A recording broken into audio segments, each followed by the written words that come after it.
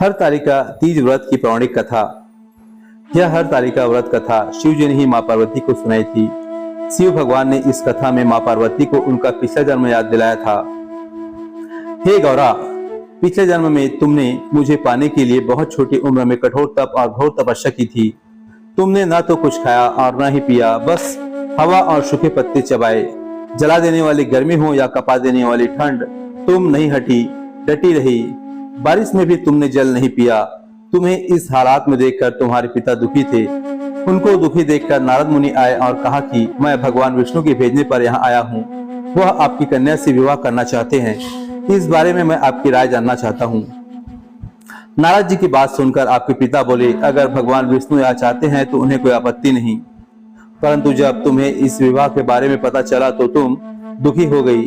तुम्हारी एक सहेली ने तुम्हारे दुखों का कारण पूछा तो तुमने कहा कि मैंने सच्चे मन से भगवान शिव का वर्ण किया है, किंतु मेरे पिता ने मेरा विवाह विष्णु जी के साथ तय कर दिया है। मैं विचित्र धर्म संकट में हूँ। अब मेरे पास प्राण त्याग देने के अलावा कोई और उपाय नहीं बचा। तुम्हारी सखी बहुत ही समझदार थी। उसने कहा, प्राण छोड़ने का यहाँ कारण ही क्या है? संकट के समय धैर्य से काम लेना चाहिए। भारतीय नारी के जीवन की सार्थकता इसी में है कि जिसे मन से पति के रूप में एक बार वर्ण कर लिया, जीवन पर्यंत उसी से निर्वाह करे। मैं तुम्हें घनघोर वन में ले चलती हूँ, जो साधना स्थल भी है और जहाँ तुम्हारे पिता तुम्हें खोज भी नहीं पाएंगे। मुझे पूर्ण विश्वास है कि ईश्वर अवश्य ही तुम्हारी सहायता करेंगे। तुमने ऐसा ही किया। तुम्हारे पिता तुम्हें घर में ना पाकर बड़े चिंतित और दुखी हुए। इधर तुम्हारी खोज होती रही, उधर तुम अपनी सहेली के साथ नदी के तट पर एक गुफा में मेरी आराधना में लीन रहने लगी। तुमने रेत की शिवलिंग का निर्माण किया। तुम्हारी इस कठोर तपस्या के प्रभाव से मेरा आसान हिलने लगा और मैं शीघ्र ही तुम्हारे पास पहुंचा और तुमसे वर मांगने को कहा। तब अपनी तपस्या के फलीभूत मुझे अपने समक्ष पाकर तुमने कहा, मैं आपको सच्चे मन से पति के रूप में वर्ण कर चुकी हूँ। यदि आप सचमुच मेरी तपस्या से प्रसन्न होकर यहाँ पधारे हैं तो मुझे अपनी अर्धांगिनी के रूप में स्वीकार कर लीजिए। तब तथास्तु कहकर मैं कैलाश पर्वत पर लौट गया। उस समय गिरिराज अपने बंधु बांधवों के साथ तुम्हें खोजते हुए वहां पहुंचे। तुमने सारा वृत्तांत बताया और कहा कि मैं घर तभी जाऊंगी जब आप महादेव से मेरा विवाह करेंगे। तुम्हारे पिता मान गए और उन्होंने तुम्हारा विवाह करवाया। इस व्रत का महत्व यह है कि मैं इस व्रत को पूर्ण निष्ठा से करने वाली प्रत्येक स्त्री को मनवांछित फल देता हूँ। इस पूरे प्रकरण में तुम्हारी सखी ने तुम्हारा हरण किया था, इसलिए इस व्रत का नाम हरतालिका व्रत हो गया। इस व्रत से जुड़ी एक मान्यता यह भी है कि इस व्रत को करने वाली स्त्रियां पार्वती जी के समान ही सुखपूर्वक पति रमण करके शिवलोक को हो जाती है। सौभाग्यवती स्त्रियां अपने सुहाग को अखंड बनाए रखने और अविवाहित युवतियां मन मुताबिक वर पाने के लिए हरतालिका तीज का व्रत करती है। इस दिन व्रत करने वाली स्त्रियां सूर्योदय से पूर्व ही उठ जाती है और नहाकर पूरा श्रृंगार करती है।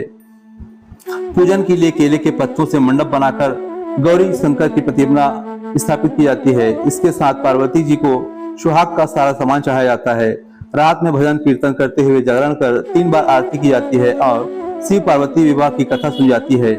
इस व्रत के व्रती को शयन का निषेध है। इसके लिए उसे रात्रि में भजन कीर्तन के साथ रात्रि जागरण करना पड़ता है। प्रातः स्नान करने के पश्चात श्रद्धा एवं भक्ति पूर्वक किसी सुपात्र सुहागिन महिला को श्रृंगार सामग्री, वस्त्र, खाद्य सामग्री, फल, मिष्ठान एवं यथाशक्ति आभूषण का दान करना चाहिए।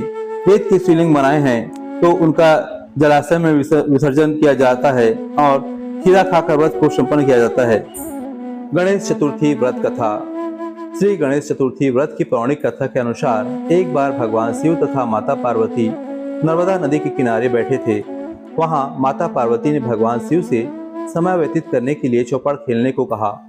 शिव चौपड़ खेलने के लिए तैयार हो गए, परंतु इस खेल में हार जीत का फैसला कौन करेगा, यह प्रश्न उनके समक्ष उठा।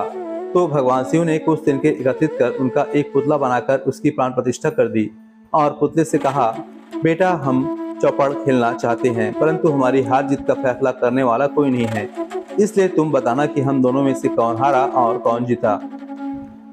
उसके बाद भगवान शिव और माता पार्वती का चौपड़ खेल शुरू हो गया। यह खेल 3 बार खेला गया और संयोग से तीनों बार माता पार्वती ही जीत गई। खेल समाप्त होने के बाद बालक से हार जीत का फैसला करने के लिए कहा गया, तो उस बालक ने महादेव को विजयी बताया। यह सुनकर माता पार्वती क्रोधित हो गई और क्रोध में उन्होंने बालक को लंगड़ा होने, कीचड़ में पड़े रहने का श्राप दे दिया। बालक ने माता पार्वती से माफी मांगी और कहा कि यह मुझसे अज्ञानतावश ऐसा हुआ है, मैंने किसी द्वेष भाव से ऐसा नहीं किया है। बालक द्वारा क्षमा मांगने पर माता ने कहा, जहाँ गणेश पूजन के लिए नाग कन्याएं आएंगी, उनके कहे अनुसार तुम गणेश व्रत करो, ऐसा करने से तुम मुझे प्राप्त करोगे। यह कहकर माता पार्वती शिव के साथ कैलाश पर्वत पर चली गई। एक वर्ष बाद उस स्थान पर नाग कन्याएं आई। तब नाग कन्याओं से श्री गणेश के व्रत की विधि मालूम कर उस बालक ने 21 दिन लगातार गणेश जी का व्रत किया। उसकी श्रद्धा से गणेश जी प्रसन्न हुए। उन्होंने बालक को मनोवांछित फल मांगने के लिए कहा। उस पर उस बालक ने कहा, हे विनायक, मुझ में इतनी शक्ति दीजिए कि मैं अपने पैरों से चलकर अपने माता पिता के साथ कैलाश पर्वत पर पहुंच सकूं और वे यह देखकर प्रसन्न हो।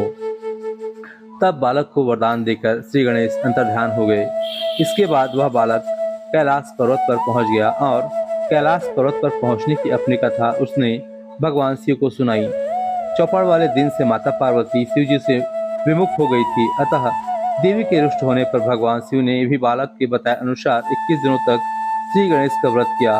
इस व्रत के प्रभाव से माता पार्वती के मन में भगवान शिव के लिए जो नाराजगी थी वह समाप्त हो गई। तब यह व्रत विधि भगवान शंकर ने माता पार्वती को बताई।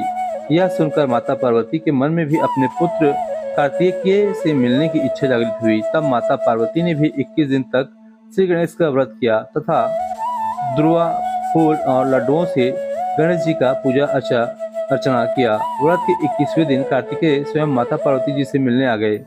उस दिन से श्री गणेश चतुर्थी का यह व्रत समस्त मनोकामनाओं की पूर्ति करने वाला व्रत माना जाता है। इस व्रत को करने से मनुष्य के सारे कष्ट दूर होकर मनुष्य को समस्त सुख सुविधाएं प्राप्त होती है।